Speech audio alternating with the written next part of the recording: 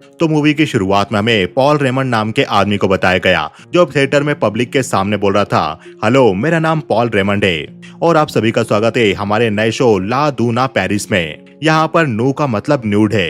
आगे शो का पर्दा खुला और हमने देखा कि पिंजरे में एक शेर बंद था और उस पिंजरे में दो लड़कियां जिन्होंने कम कपड़े पहन रखे थे और शेर को कंट्रोल करने वाला आदमी भी था। शो के बीच में शेर दहाड़ने लगा और वो आदमी भी शेर को कंट्रोल नहीं कर पा रहा था। ये देखकर वो लड़कियां पिंजरे से बाहर आ गई और पर्दों को गिरा दिया गया।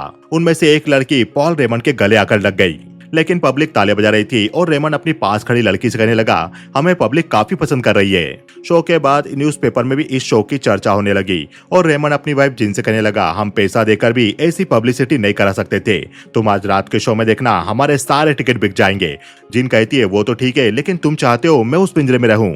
रेमंड ने कहा, पब्लिक मुझे उस पिंजरे में देखना बिल्कुल पसंद नहीं करेगी। अब शाम के शो में थिएटर में भीड़ लग गई रेमंड के शो को देखने के लिए। पूरा थिएटर खचाखच भरा था और सभी तालियां बजा रहे थे, लेकिन इस बार पिंजरे में रेमंड की वाइफ जिन और एक और लड़की थी और शेर दहाड़ रहा था। अब इस शो की चर्चा नेशनल न्यूज़पेपर में होने लगी थी। रेमंड अपनी वाइफ से कहने लगा, देखो हम नेशनल न्यूज बन चुके हैं, पूरे ब्रिटेन में हमारे शो की चर्चा हो रही है। जिन ने कहा, लेकिन इसमें तो लिखा है कि मैं बिना कपड़ों की थी, मैं पूरी तरह से न्यूड नहीं थी, मैंने बॉडी सूट पहन रखा था, मैं कोरियोग्राफर पॉल रेमंड की वाइफ हूँ, कोई मेरे बारे में ऐसा कैसे लिख सकता है। जिन इस बात को लेकर परेशान थी, लेकिन पॉल थोड़ा भी परेशान नजर नहीं आ रहा था क्योंकि उसे एक बड़ा बिजनेस आइडिया मिल चुका था। तो आगे बढ़ने से पहले दोस्तों हमारे इस वीडियो को लाइक जरूर कीजिएगा और वीडियो पसंद आए तो कमेंट सेक्शन में यस जरूर टाइप कीजिएगा। जिस न्यूज़पेपर डेली स्केच ने ये न्यूज छापी थी, पॉल रेमंड की वाइफ ने उस न्यूज़पेपर पर मानहानि का दावा किया। कोर्ट में पॉल रेमंड की वाइफ जिन से पूछा गया, क्या आप शो में बिना कपड़ों के नहीं थी? पॉल रेमंड की वाइफ ने कहा, मैं पूरी तरह से बिना कपड़ों के नहीं थी, बल्कि मैंने जी स्ट्रिंग पहन रखी थी, ये कपड़े अंडर गारमेंट की तरह होते हैं। आगे कोर्ट के बाहर रिपोर्टर पॉल रेमंड से पूछने लगे, आपकी वाइफ डेली स्केच न्यूज़पेपर पर मानहानि का दावा करना चाहती है, क्या इस कदम के लिए आप अपनी वाइफ को सपोर्ट करते? तब पॉल रेमंड ने कहा, मैं अपनी वाइफ को प्यार करता हूँ और उसके हर कदम को सपोर्ट करता हूँ, लेकिन इस बारे में हम बाद में बात करेंगे। मैं आप लोगों को कुछ बताना चाहता हूँ। हमने सोहो में एक नया क्लब खोला है। ये एक तरह का प्राइवेट क्लब होगा जहाँ पर आपको न्यूड लड़कियां देखने को मिलेगी। आप उनके साथ डांस कर पाएंगे और उनके सामने एक्सप्रेस कर पाएंगे। यदि आप लोग थोड़ा सा पैसा खर्च करके क्लब में आना चाहते हैं तो जरूर आइएगा। अपने क्लब को मीडिया में फेमस करने के लिए पॉल रेमंड ने मीडिया के मेंबर्स को इनवाइट किया था। आगे पॉल और जिन उस जगह पर जाते जहाँ वो क्लब की शुरुआत करने वाले थे। उस जगह पर बार चला करते थे और महिलाओं का स्ट्रिप डांस हुआ करता था। पॉल अंदर गया तो वहाँ पर लड़कियां डांस की प्रैक्टिस कर रही थी। शाम की तैयारियां चल रही थी। अब शाम को रेमंड के बार की ओपनिंग की गई और ओपनिंग के दौरान बार के बाहर शहर के नामी गिरामी लोग मौजूद थे, जहां लड़कियां थोड़ी देर बाद टॉपलेस होकर लोगों के सामने डांस कर रही थी और जल्दी ब्रिटेन के नामी गिरामी लोग इन बार्स में आने लगे। 1958 जब से बार खुले तब से भीड़ इनमें उमड़ने लगी और पॉल रेमंड एक बड़ा बिजनेसमैन बनता चला गया, जिसने कानूनी सीमाओं की हदें पार की और इसका पॉल रेमंड को रिवॉर्ड मिला। वो जल्दी अमीर बन गए। उनके बनाए हुए क्लब्स मिलियंस ऑफ पाउंड्स में कमाई करने लगे। इस समय तक इस तरह के क्लब कहीं भी चलन में नहीं थे, लेकिन पॉल रेमंड ने इसे चलन में ला दिया और 1960 आते आते लोग इस तरह के क्लब में काफी पैसा खर्च करने लगे, क्योंकि लोग पैसा खर्च करते लड़कियों को कपड़े उतारते हुए देखना चाहते थे। लेकिन पॉल रेमंड इस सक्सेस पर ना रुक के नए चैलेंज लेने लगा और मार्केट में नई अपॉर्चुनिटी ढूंढने लगा। वो अपने इस प्लान को क्लब तक ना सीमित रख के थिएटर तक ले गया, जहाँ थिएटर में ड्रामा प्ले के दौरान भी वो नग्न लड़कियों को शो करने लगा। रेमंड का प्लान था कि वो थिएटर ड्रामा शो को पूरी तरह से ट्रांसफॉर्म कर देगा। साथ ही साथ रेमंड अपने बार में परफॉर्म करने वाली लेडीज को भी गाइड किया करता था। एक प्रैक्टिस के दौरान रेमंड बार में परफॉर्म करने वाली लेडीज को बोल रहा था, देखो मैं चाहता हूँ तुम इस गोल्डन लुक में परफॉर्म करो, लेकिन इस एक्ट के खत्म होने पर हम कुछ एडजस्टमेंट करना चाहते हैं। मैं चाहता हूँ जैसे ही एक्ट खत्म हो तो आप लोग कंप्लीटली न्यूड हो जाओ। तुम्हें इस एक्ट में लॉजिक की परवाह बिल्कुल नहीं करना है, बस अपने डांस मूव करते जाना है। ये सब वहाँ बैठा एक रिपोर्टर भी सुन रहा था और आगे इंटरव्यू लेते हुए वो पॉल रेमंड से सवाल करने लगा, आप जिन लड़कियों को अपने शो में परफॉर्म करने के लिए लेते हो उनमें आप क्या क्वालिटी देखते हो? पॉल रेमंड कहने लगा, वो लड़कियां अच्छी इनोसेंट होना चाहिए और वो अच्छी एक्टर भी होना चाहिए। ऐसी लड़कियां जो मर्दों को भाए और मर्द भी शो को एंजॉय करे। तब रिपोर्टर ने सवाल किया, आपने अपने करियर की शुरुआत कहाँ से की थी? पॉल रेमंड कहने लगा, मैं एक एंटरटेनर था, मैंने माइंड रीडिंग एक्ट के साथ अपनी शुरुआत की थी। बाद में मुझे रियलाइज हुआ कि लोग अच्छी लड़कियों को देखना चाहते और वो अच्छी लड़कियों को जब ज्यादा पसंद करते जब वो बिना कपड़ों के होती है। मैं लोगों के माइंड को पढ़ सकता था और इसलिए मैंने इस काम की शुरुआत की। पॉल रेमंड अब काफी अमीर बन चुका था और मीडिया में उसकी अमीरी दिखाई जाने लगी थी। मीडिया वाले पॉल रेमंड के घर को दिखाते हुए कहने लगे, उनका घर काफी बड़ा है और ये घर विंबलडन टेनिस क्लब से ज्यादा दूर नहीं है। पॉल रेमंड अपनी फैमिली के साथ ऐसी जगह पर रहते जहाँ बड़ी कंपनियों के डायरेक्टर रहते और बड़े बैंकर और लॉयर भी उनके पड़ोसी है। पॉल रेमंड के बच्चे घुड़सवारी को एंजॉय करते और अच्छे स्कूल में जाते हैं। पॉल रेमंड भी अपनी लाइफ के और अपनी सक्सेस के बारे में रिपोर्टर को बताते हुए काफी खुश होता था। पॉल रेमंड का कोरियोग्राफ किया हुआ गोल्डन ड्रेस वाला शो भी काफी फेमस हुआ। लोग उस शो को भी काफी एंजॉय कर रहे थे। शो के बाद पॉल रेमंड उन लड़कियों के साथ था जो स्टेज पर परफॉर्म कर रही थी। आगे पॉल अपनी बेटी डेबी को लेकर एक पेंटिंग एग्जीबिशन में गया और एग्जीबिशन में मौजूद सभी लोग पेंटिंग की बोली $60,000 तक लगा रहे थे। तभी पॉल रेमंड ने उस पेंटिंग की बोली $150,000 लगा दी और ये सुनते ही बिल्डर ने पॉल रेमंड का नाम अनाउंस किया कि अब वो पेंटिंग के मालिक बन चुके हैं, क्योंकि पॉल रेमंड उसकी पेंटिंग की दुगनी से ज्यादा कीमत देने के लिए तैयार था। और ये देखकर डेबी अपने पापा को देखकर इम्प्रेस हो गई। आगे पॉल रेमंड डेबी को बाजार घुमाते बता रहा था कि वहाँ मौजूद बिल्डिंग में से कौन कौन सी बिल्डिंग उसके नाम है। तब डेबी अपने पिता से पूछने लगी, आपने इतनी सारी बिल्डिंग क्यों खरीदी? पॉल रेमंड ने कहा, क्योंकि एक दिन तुम मेरी कंपनी की मालकिन होगी और प्रॉपर्टी अपने नाम होने पर जितनी रिस्पेक्ट मिलती है उतनी रिस्पेक्ट कहीं नहीं मिलती। क्या तुम उस शॉप पर केक खाना पसंद करोगी? मैं जानता हूँ तुम्हें वहाँ के केक काफी पसंद आएंगे। तब डेबी अपने पिता को बताने लगी उसे कौन कौन से केक चाहिए। पॉल रेमंड अपनी बेटी को बहुत प्यार करता था और आगे वो उसे उसके बेटी के बोर्डिंग स्कूल ले गया। आगे पॉल रेमंड के ऑफिस में एम्बर नाम की लड़की आई ऑडिशन देने के लिए।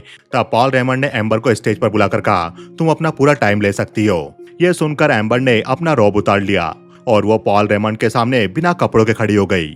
पॉल रेमंड ने कहा, चलो ठीक है, क्या तुम पुल में जाओगी? तब एम्बर भी पुल में जाकर तैरने लगी और पॉल रेमंड उसे एकटक देखने लगा और पॉल ने एम्बर को शो के लिए फाइनल कर लिया। आगे शो के दौरान एक्टर स्टेज पर परफॉर्म कर रहे थे। उसी वक्त स्टेज पर कुछ लड़कियां आकर बिना कपड़ों के पुल में तैरने लगी और थिएटर में मौजूद सभी लोग उन लड़कियों के लिए तालियां बजाने लगे।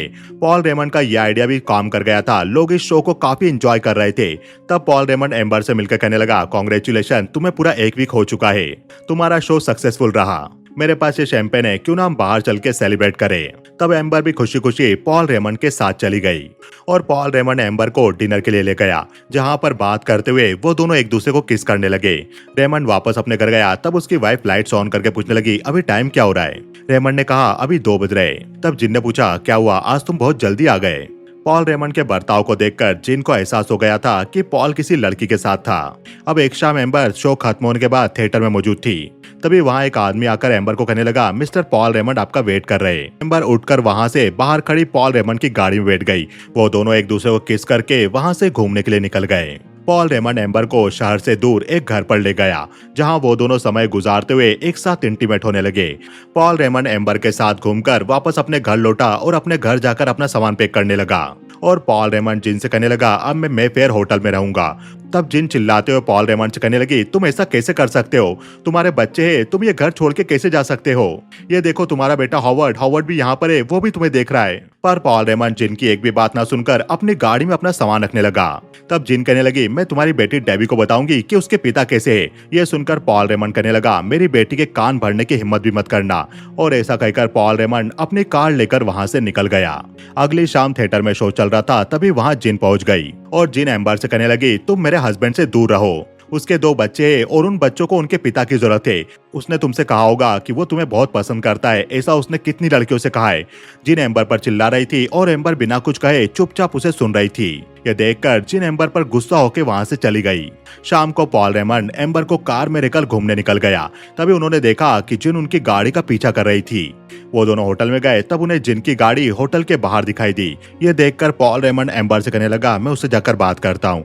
पॉल बाहर जाकर जिन से कहने लगा, ये पागलपन है, तुम्हें ऐसा नहीं करना चाहिए, तुम घर जाओ और आराम से जाकर सो जाओ। जिन कहने लगी, तुम भी मेरे साथ चलो, चलो गाड़ी में बैठो। पॉल ने ना कहा और जिन कहने लगी, अगर तुम अभी नहीं चले तो सब कुछ खत्म हो जाएगा।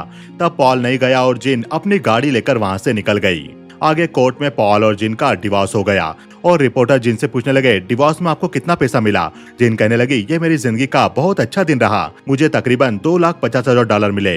इतनी बड़ी रकम के बारे में सुनकर वहाँ मौजूद रिपोर्टर भी शॉक रह गए। तभी कोर्ट के बाहर पॉल रेमंड आया और सारे रिपोर्टर उस तरफ चले गए। एक रिपोर्टर पॉल रेमंड से सवाल करते हुए कहने लगी, आपका डिवोर्स सेटलमेंट इस देश का सबसे बड़ा डिवोर्स सेटलमेंट है, आप इसके बारे में क्या कहना चाहोगे?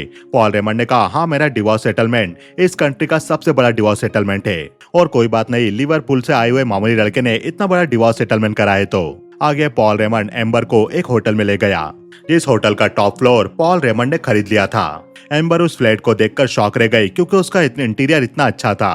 पॉल के बटन दबाते ही बेडरूम की छत ओपन हो गई और वो दोनों बेड पर इंटीमेट होने लगे। अगले दिन पॉल रेमंड एक रेस्टोरेंट में जाकर टोनी नाम के आदमी से मिला और टोनी पॉल रेमंड को एक मैगजीन के बारे में बताने लगा। टोनी कहने लगा, हमें कुछ ऐसा करना चाहिए कि लोग इन मैगजीन को खरीदने लग जाए, स्पेशली वो लोग जो पॉल रेमंड को पसंद करते। इस मैगजीन के जरिए आप पूरे देश में फैल सकते हो। बस हमें एक हॉट फीमेल कॉलम लिखने वाली चाहिए। जो हमारी इस मैगजीन का फेस होगी उसके हार्ट फोटो इस मैगजीन पर होंगे और जो मैन और वुमन इंटीमेसी के बारे में कॉलम लिखेगी। मेरा कॉन्टेक्ट जॉन नाम के आदमी से है और जॉन के अंडर 5000 न्यूज एजेंट काम करते हैं जो इन मैगजीन को 20,000 लोगों तक पहुंचाएंगे। ये सारी बातें सुनकर पॉल रेमंड ने कहा, अगर ऐसा है जैसा तुम बता रहे हो तो मैं इसमें इंटरेस्टेड हूँ। जॉन से मिलने के लिए पॉल ने एम्बर को एक क्लब में बुलाया और रेमंड एम्बर से कहने लगा, हमें एक कॉलम लिखने वाली लेडी की जरूरत है। तब एम्बर भी अपने अंदाज में कुछ हॉट लाइनें कहने लगी और ये सारी लाइनें सुनकर जॉन समझ गया कि उन्हें उनका कॉलम लिखने वाली लेडी मिल गई। जॉन ने एम्बर से कहा, क्या मैं तुम्हें बिना कपड़ों के देख सकता हूँ? एम्बर ने कहा, हाँ बिल्कुल, यदि तुम मुझे जॉब दोगे तो। मैगजीन के ऊपर कॉलम लिखने वाली लेडी के सेक्सी फोटो भी होंगे, इसलिए जॉन एम्बर से बात बोल रहा था। आगे वो लोग नाम डिसाइड करने लगे कि कॉलम लिखने वाली लेडी का हम नाम क्या रखेंगे, जो नाम थोड़ा सेक्सी लगे और लोगों को थोड़ा आकर्षित करे। तब एम्बर ने कहा, क्यों ना हम नाम फियोना जैगुआर रखे। जॉन ने कहा, जैगुआर कुछ ठीक नहीं लग रहा, फियोना अच्छा है। तब एम्बर कहने लगी, फियोना रिचमैन कैसा रहेगा? तब रेमंड ने कहा, फियोना रिचमैन ये तो परफेक्ट नाम है। आगे एम्बर यानी फियोना रिचमैन अपने कॉलम लिखने लगी और कॉलम लिखने के साथ साथ वो मैगजीन के लिए अपने फोटो भी खिंचवाने लगी।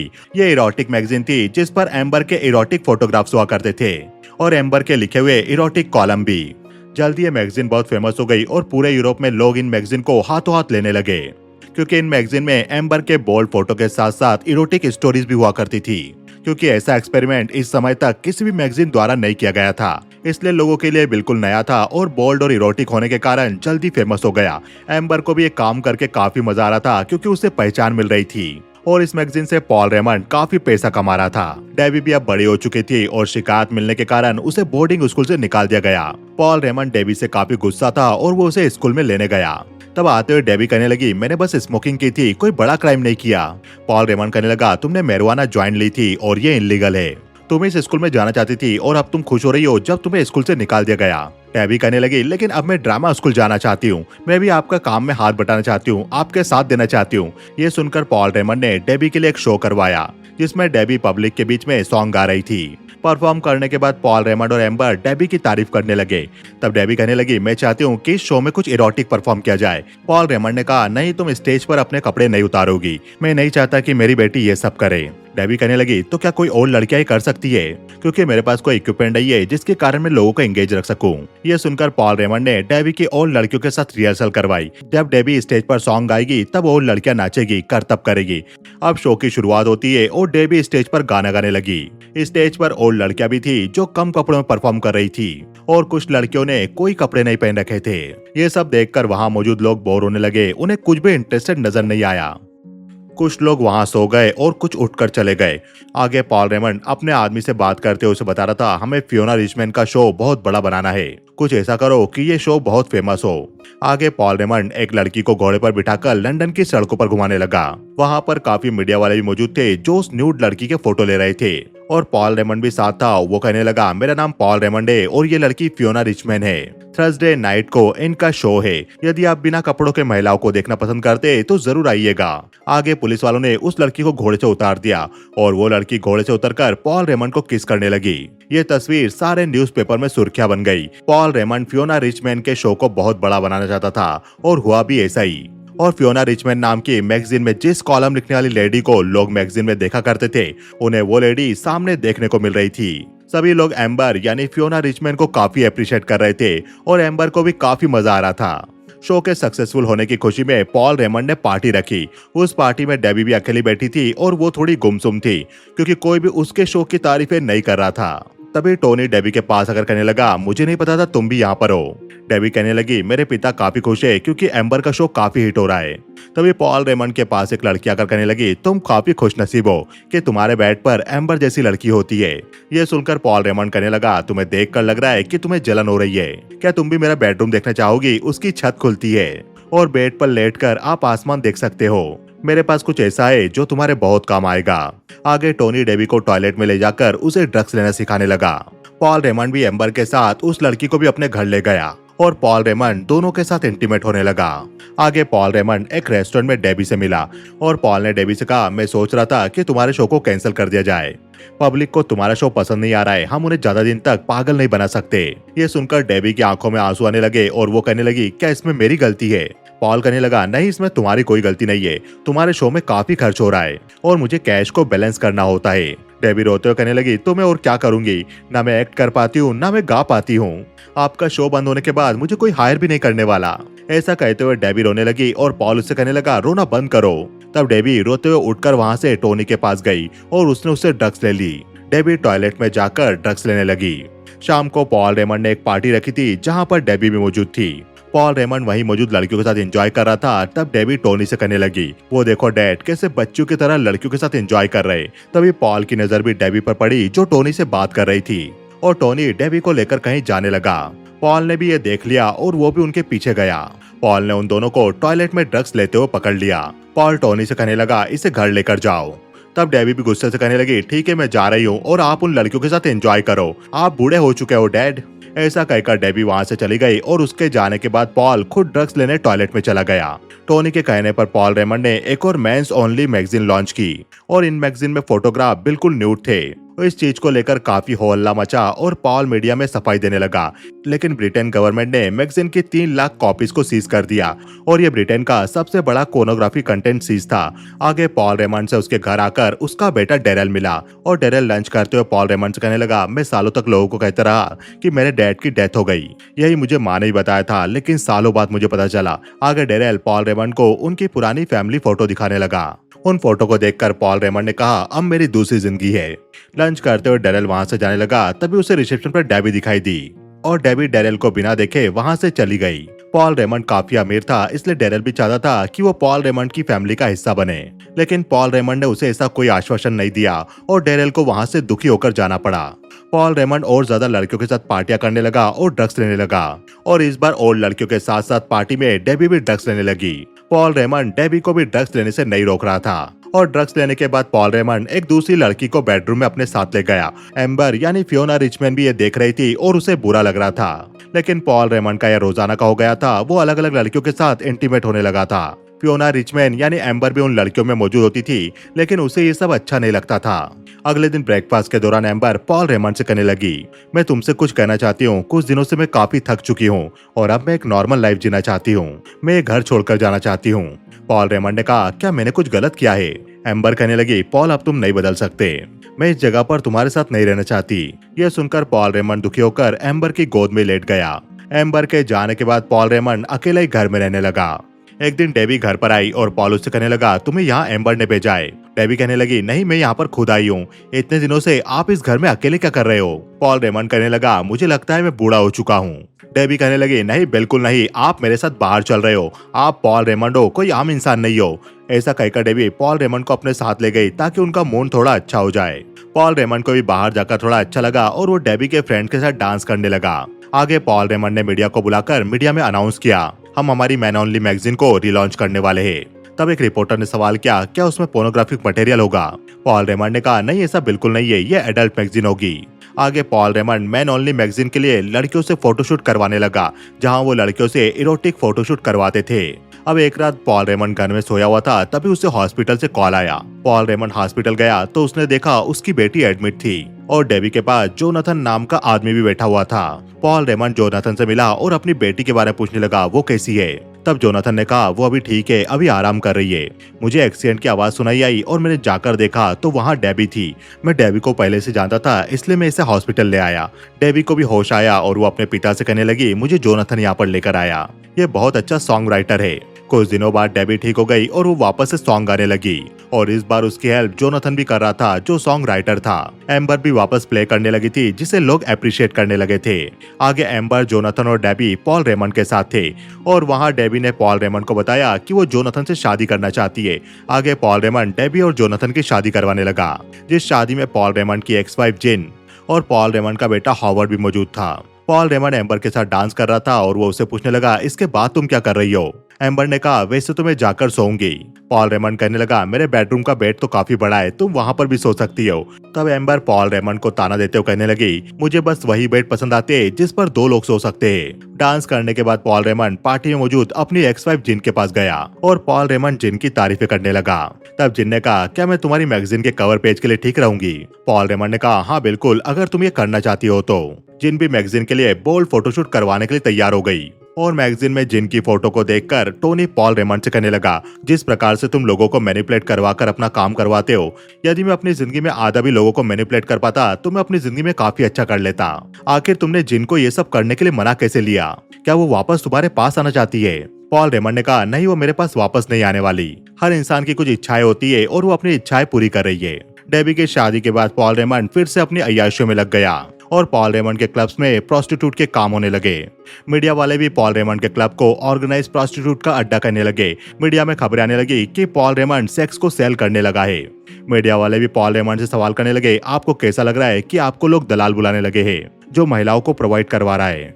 पॉल रेमंड कहने लगा ये सारे एलिगेशन झूठे हैं, मैं बस अपना बिजनेस कर रहा हूँ। आगे पॉल रेमंड लड़की का ऑडिशन ले रहा था, उसे बता रहा था कि उसे क्या करना है। तभी वहाँ बैठा टोनी हंसने लगा और कहने लगा क्या तुम इसे बेड पर ले जाओगे? मुझे हॉट लगी, मैं इसे बेड पर ले जाना चाहता हूँ। ये सुनकर पॉल रेमंड टोनी से कहने लगा आज तुमने कितनी ड्रग्स ली है, क्योंकि तुम धीरे धीरे आउट ऑफ कंट्रोल होते जा रहे हो। तुम स्टाफ से अच्छा बिहेव नहीं करते हो और तुम तुम्हारा काम भी लेट करते हो। तुम्हारी वजह से हमें इंटरनेशनल क्लब में 10% का नुकसान हो रहा है। तब टोनी कहने लगा तो आपकी मैगजीन को फेमस करने वाला कौन था? पॉल रेमंड ने कहा उसे डेबी संभाल रही है। यह सुनकर टोनी हंसते हुए कहने लगा तुम्हारी बेटी साइको है, वो दिन में 2 बार ड्रग्स लेती है। उस लड़की में कोई टैलेंट नहीं है, वो बस तुम्हारा बैंक बैलेंस कम करवा रही है। मैं जानता हूँ वो तुम्हारी बेटी है, लेकिन उसमें तुम्हारा कोई टैलेंट नहीं है। डेबी के बारे में सारी बातें सुनकर पॉल रेमंड को बुरा लगा और वो उठकर वहाँ से जाने लगा। और जाते हुए पॉल रेमंड ने कार्ल को कहा टोनी को काम से निकाल दो। पॉल रेमंड को अपनी बेटी की बुराई बिल्कुल भी अच्छी नहीं लगी, इसलिए उसने टोनी को काम से निकाल दिया। आगे डेबी प्रेग्नेंट थी, उसे बेबी होने वाला था। उस वक्त डेबी के पास में पॉल रेमंड था। डेबी वहाँ खड़ी नर्स को डॉक्टर को बुलाने के लिए कहने लगी और नर्स के वहाँ से जाने के बाद डेबी अपने डैड से कहने लगी मुझे ड्रग्स चाहिए, मैं सहन नहीं कर पा रही हूँ। डेबी रोने लगी और मजबूरन पॉल को उसे ड्रग्स देनी पड़ी। आगे डेबी को एक बेटी हुई जिसे देखकर पॉल रेमंड काफी खुश हुआ और पॉल रेमंड के साथ काम करने वाले सभी सेलिब्रेट करने लगे। धीरे धीरे डेबी ड्रग्स की लत में डूबती गई और पॉल रेमंड उसे रोक नहीं पाया। एक दिन डेबी पॉल रेमंड के साथ थी और वो ड्रग्स से सी बनाने लगी थी। पॉल रेमंड डेबी से कहने लगा तुम पहले ही काफी ड्रग्स ले चुकी हो, अब तुम ये क्या कर रही हो? डेबी ने कहा मैं बड़ा वाला सी बना रही हूँ और सी का मतलब कोक बिल्कुल नहीं है। सी का मतलब कैंसर है, मुझे ब्रेस्ट कैंसर है। ये कहकर डेबी रोने लगी और पॉल रेमंड ने उसे गले लगा लिया। पॉल रेमंड कहने लगा तुम रो मत, हम तुम्हारा ट्रीटमेंट करवाएंगे। आगे पॉल रेमंड डेबी का ट्रीटमेंट करवाने लगा। उसके बाद डेबी एक दिन मीडिया में अपना इंटरव्यू दे रही थी। इंटरव्यू के बाद डेबी जाने लगी और पॉल रेमंड ने उससे पूछा क्या हम डिनर पर चले? डेबी ने कहा नहीं, मुझे कुछ फ्रेंड से मिलना है, इसलिए मुझे वहाँ जाना है। ऐसा कहकर डेबी अपने पिता को बाय कहकर वहाँ से चली गई। इस सीन के बाद डायरेक्ट हमें कोर्ट रूम का सीन बताया गया, जहाँ एंसली नाम का लड़का बोला था डेबी उस शाम मेरे फ्लैट में आई थी। उस वक्त उसने कुछ वोडका पी रखा था और उसके बाद उसने कोकीन भी ले ली और वो मुझसे कहने लगी उसे कुछ हेरोइन भी लेनी है। उसने हेरोइन ले ली और वो बेड पर लेट गई। कुछ समय बाद मैंने उसे उठाने की कोशिश की तो वो नहीं उठी। उसके बाद मैंने मिस्टर रेमंड को कॉल करके बुला लिया। आगे हमें दिखाया गया कि रेमंड अपने घर पर सो रहा था, तभी उसे कॉल आया। वो सीधा एंशली के घर पर पहुंचा और रेमंड ने वहां देखा कि डेबी मर चुकी थी। उसने एक साथ वोडका, हेरोइन और ड्रग्स ले ली थी। डेबी की बॉडी को देखकर रेमंड फूट फूट कर रोने लगा। पॉल रेमंड अपनी बेटी को मृत देखकर काफी दुखी हुआ, क्योंकि पॉल रेमंड की फैमिली में डेबी थी जिसे वो बहुत प्यार करता था। डेबी का अंतिम संस्कार किया गया और उसके बाद पॉल रेमंड की एक्स वाइफ जिन पॉल रेमंड के पास आई, जहां पॉल रेमंड के पास डेबी की छोटी बेटी भी खड़ी थी और डेबी का हस्बैंड और उसके पास भी एक बेबी थी। जिन पॉल रेमंड से कहने लगी ये सब तुम्हारी वजह से हुआ, क्योंकि वो तुम्हारी तरह बनना चाहती थी, पर वो तुम जैसी बिल्कुल नहीं थी। पॉल रेमंड कहने लगा ये सही समय नहीं है ये सब बातें करने का। जिन चली गई और पॉल रेमंड भी वहाँ से डेबी की छोटी बेटी को अपने साथ लेकर चला गया। रास्ते में गाड़ी चल रही थी और डेबी की बेटी पॉल रेमंड से पूछने लगी क्या 31 नंबर वाली बिल्डिंग भी हमारी है? पॉल रेमंड ने कहा हाँ ये भी हमारी है। डेबी की बेटी ने कहा और 32? पॉल रेमंड ने कहा हाँ ये भी हमारी है। डेबी की बेटी ने पूछा, और 36 नंबर? पॉल रेमंड ने कहा, हाँ ये भी हमारी बिल्डिंग है। ये मैंने तुम्हारी मम्मी के लिए, तुम्हारे लिए और तुम्हारी छोटी बहन के लिए खरीदी है। आगे पॉल रेमंड डेबी की बेटी को भी उस जगह से केक खरीदने के लिए कहता है जहाँ से डेबी को भी केक खरीदना काफी पसंद था। पॉल रेमंड उन दिनों को याद करने लगा और ये मूवी यहीं खत्म हो गई। डेबी की डेथ 1992 में हुई थी। उन दिनों पॉल रेमंड भी ब्रिटेन का सबसे अमीर आदमी बन गया था। 2008 में पॉल रेमंड की भी डेथ हो गई। पॉल रेमंड की दोनों ग्रैंड डॉटर फॉन और इंडिया को उनकी संपत्ति का अधिकांश हिस्सा विरासत में मिला। उनके बेटे हॉवर्ड रेमंड को $78 मिलियन का हिस्सा दिया गया और दूसरे बेटे डेरेल को कुछ नहीं दिया गया। फियोना रिचमैन यानी एम्बर भी अपना होटल रन करने लगी। दोस्तों, आपको ये वीडियो कैसा लगा हमें बताइए कमेंट सेक्शन में। हमारे इस वीडियो को ज्यादा से ज्यादा लाइक कीजिए, हाइप ऑप्शन का यूज कीजिए और चैनल को सब्सक्राइब जरूर कीजिए क्योंकि पिक्चर अभी बाकी है मेरे दोस्त।